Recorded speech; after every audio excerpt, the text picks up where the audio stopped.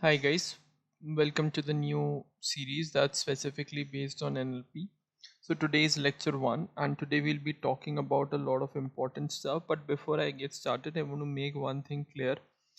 That is that I want to make sure that we reach the stage where we start using LLMs for NLP based tasks very quickly because they are the ones that are being used, and a lot of AI engineering is already covered on my channel, but I want to go in depth of things, and that is why I'm starting up with the NLP series.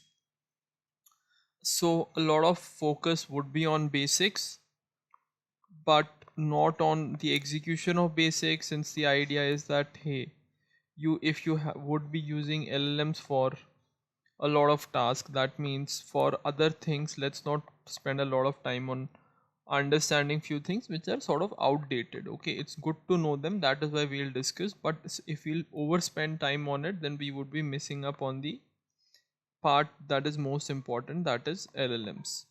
And I'll be covering everything, so don't worry. Quickly, let's get started with the topics of today. So guys, first thing when it comes to NLP is, what is NLP? Is natural language processing. Okay, that's part one of it. Part two of it that you need to essentially understand is that why this playlist and why I'm teaching you this. The idea is, guys, textual data is in large volumes. We need to analyze it, we need to model it, we need to find use cases which are effective for business. Done. So let's just quickly move to the topic number one. So to get started, what usually happens is I usually start with regex. So what is regex? So whenever you're provided with a string, let me give you a code walkthrough. So let's say you're provided with a string, contact us this and this, and you want to extract a particular pattern from a string. So you need to define the pattern, parse it, and then you would be getting the result. So if you would run this snippet, it would take some time to run because it's just connecting to the server. Yeah, so essentially it will run, but you would get this outcome. Okay, so what is exactly regex? So see guys, whenever there is some text format and you need to extract a particular type of information, a particular pattern of information, so we use regex. So in regex we have to define a pattern. So for defining a pattern, for numbers usually D is the identifier, and this is how, like, with a slash we start and then we give what we need, and this is just the pattern that I have defined so that it is able to extract this phone number. Okay, now the thing is, you can, the next question is, how do we use it? So we use it via the RE module. So all we need to know is how to define a pattern, and then we need to call any function like find all. It will find all occurrences. That is okay, you don't need to go in depth of it. The challenge is, how do we learn how to define a pattern? So guys, if you will follow along any regex website, W3 schools is there, so you would be able to understand how to design the pattern to find in a particular string. But is it needed? Let's skip it for the time being, because the idea is that anyhow you have to use LLMs to help you. I'll give you an example, a very common example. Let's say you have some sort of data set and you wish to extract email out of it. This is a very common use case. Now you would be like, okay, I know I'll have to use regex, I know I have to use RE module, but what is the pattern of email? I don't know. So go to ChatGPT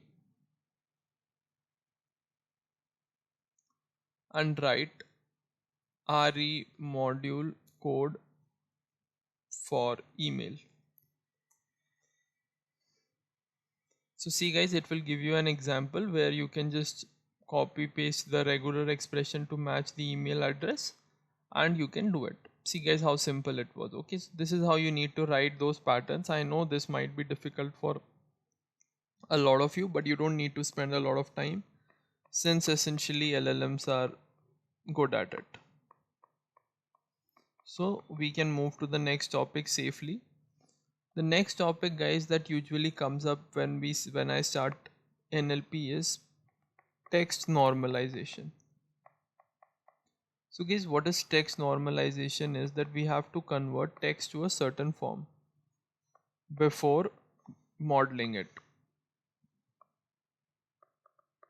So what do? We convert everything into lowercase. We remove punctuations. Okay, we remove punctuations. We make sure that words are into their base forms. What does this mean? We'll discuss about this now. What does it mean that words are there in the base form? So let's say there is a word running, runs, and let's say ran. All three mean one thing only, that is run. So there is an idea that you convert all the words to their base form, base form, because then it becomes easy for the model to understand stuff. So we are good till here. Why? Because all of them have the same semantic meaning. So guys, when we are talking about language, the thing that you need to remember is words have meaning.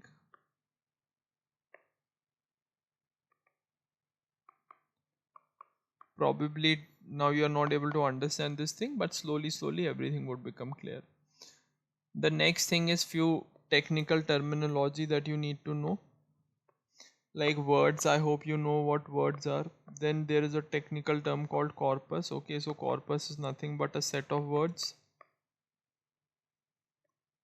simply nothing more than that. Then the next topic that we need to discuss is tokenization. So guys, essentially when it comes to tokenization,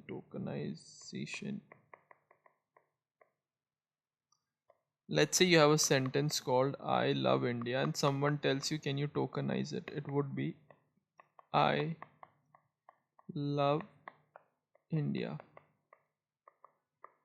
So the idea of breaking down your sentence into what tokens is called as tokenization. What are tokens? For the time you can consider words. The very important thing over here is how is this happening? You can take any sentence and it would happen automatically. Let me give you an example. Let's say this is a sentence, natural language processing is amazing, let's learn how to tokenize text. And if you would tokenize it, see, you would have this sort of tokenization happening. Natural language is amazing, let's search and stuff. So see how essentially what happens is that a sentence gets broken down into tokens. How? By the process of tokenization. And for tokenization and all, there are like OpenAI tokenizer is there. Okay, for simple examples I have used NLTK. Okay, NLTK is a library in Python which helps you to do NLP tasks, and the code is, guys, very simple. I don't think I need to walk you through the code, you can understand it very simply. Okay, now the thing is, sir, where would it be used? So what happens is, whenever you're creating an NLP pipeline or project, the first thing usually would be tokenization. As I said, nowadays a lot of times we tend to do things differently. Why? Because we use LLM. So essentially whenever you do an API call, right, everything happens on its own. Tokenization and everything happens on its own, so you don't need to manually do it. But still, as I said, good to know that hey, tokenization is something which was earlier being used by a lot of people. Now we are done with tokenization as well. Let's move to the next topic. What is the next topic? Is normalization, lemmatization, and stemming. Okay, so guys, as I said, that text normalization is a field. Normalization, is something in which we convert words into lowercase for better modeling. We remove punctuations, okay? Remove punctuations and make sure that words are brought down to their base words. Now the thing is, sir, how will you do it? So guys, usually there are two methods over here which people discuss. One is, let me just have a look at the spelling. One is lemmatization, and another one is stemming. So essentially guys, lemmatization is a way and stemming is also a way in which both of them, what they do is they convert the words to their base form. As I gave you an example, right? Running, runs. This is nothing but run only. So both of them, actually stemming is more of like a brute force way, where we just chop down the ending part of the string, ending part. So what does that mean? That means is, let's say you have something known as dancing, danced. All this would boil down to dance only, because you're chopping off the ing part and you're chopping off the ed part. Okay, so lemmatization is more of a algorithmic approach, but the outcome is same only, that there are words and you need to convert it into their base forms. Okay, as I said that nowadays because of LLM based pipelines we don't do all these things, text normalization and all, but maybe for some project in your organization you might have to do it. Let me just give you a coding example as well. So see guys, here we are just tokenizing the text and edit distance. Okay, there is no example for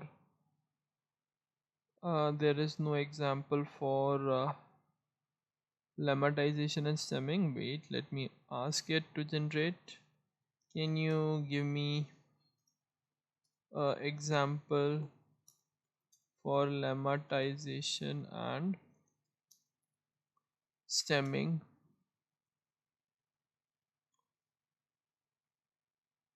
See guys, as I said, both of them are text normalization techniques and they just convert words to their base form. So as I said, stemming is more like a brute force approach. It just remove word ending, and lemmatization is a little more sophisticated. So what happens is that the words are reduced to their base form, and it's a little tricky, yeah, but you don't need to know all of it. You just need to know that that's fine. So words are reduced to their base dictionary form. Okay, all of this is very important for analysis, because guys, if you will have three words like dancing, danced, dance, so but all of them mean same, right? Dance only. So that is why we need to convert words into their base forms. For that we have two methods. One is lemmatization and another is stemming. This is more of a algorithmic way in which we make sure that the words are uh, like converted into their base forms in context of a dictionary. For example, let's say better, good is good only, right? The meaning is same, so this is this way. And stemming is more like a brute force way in which we cut down on the endings, right? So like dancing, ing would remove, so it would become dance. And let's say there is partying, it would become party. So all of this is clear because we are removing the ending of it, ing. So this is also clear. Now the next thing is so guys, tokenization. As I said, that tokenization can be done at a sentence level as well. So let's say there is this sentence, natural languages processing, let's learn how to tokenize text at a sentence level. See how it got broken down into two sentences. Okay, so it's simple only, right? Nothing too complicated about it. The last topic for today is edit distance. Edit distance.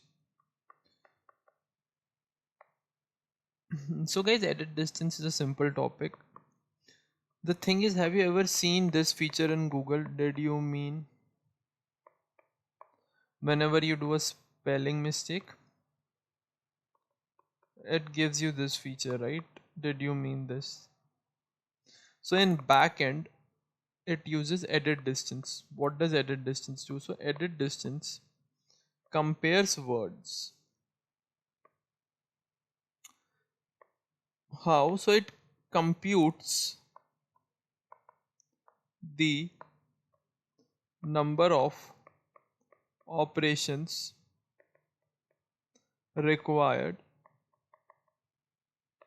to reach from one form of word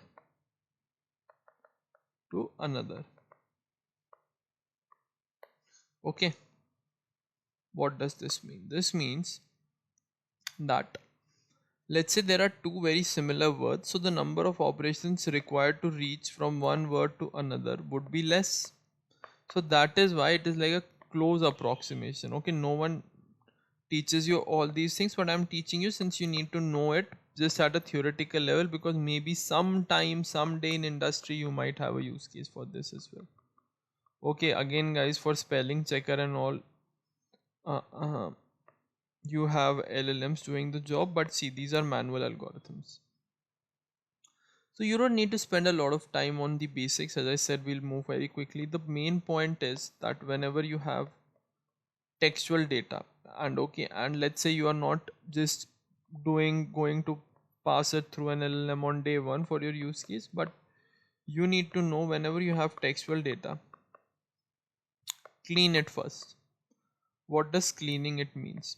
It means removing punctuations, make sure everything is in lowercase, make sure that words are there in its base forms. How will you achieve it? You will achieve it using stemming or lemmatization.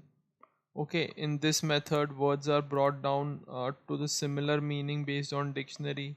More of an algorithmic approach. This is more like a brute force approach. Then post that you need to tokenize the text. Tokenize the text. Then the next question which you have in your mind is, what does tokenization mean? I have explained you guys simple. It's just breaking down. Let's say you have a sentence, I love Aditya, and you want to break down into tokens. It will be I love Aditya in simple terms. Okay, it's not this way. There is some other thing that happens, but that's okay. And guys, essentially the underlining algorithm under tokenization is a little difficult. There are a lot of algorithm that goes behind it, but you don't need to worry about it since you are not a PhD scholar yet. So that's the part that you need to focus on, is that what is its implication and why we'll do it. Slowly I'll be teaching you everything, but for the time being it's okay. This much knowledge is okay. So these are the words in NLP that you would heard, you must have heard. Tokens, now we know what tokens are. Text, word, you know. Okay, corpus, some people also called it corpora. Okay, essentially this is nothing but collection of words. So guys, this is a good start. Okay, one thing is there that at times you might need to use regex for some projects, so don't be scared of it. Earlier people used to be scared of it. Now you need to know how to ask LLM so that you can find a particular pattern and just use that pattern and check it.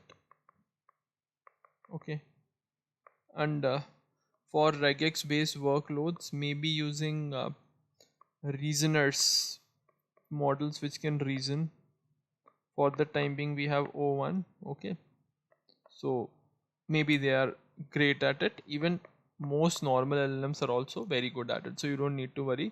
For most of the common use cases, regexes are already provided on the internet, and hence therefore you can use LLMs to get help, and you don't need to study regex completely. As I said, we need to quickly be in a state that we understand more about LLMs and their underlying mechanism. So that's the part of the playlist that I'll be super focused on. And yes, I'm setting up the base so that you understand basics as well. But yeah, pretty much that's it. So please subscribe guys. It's important. If you subscribe, I'll also feel motivated and continue to deliver quality lectures. Thank you friends.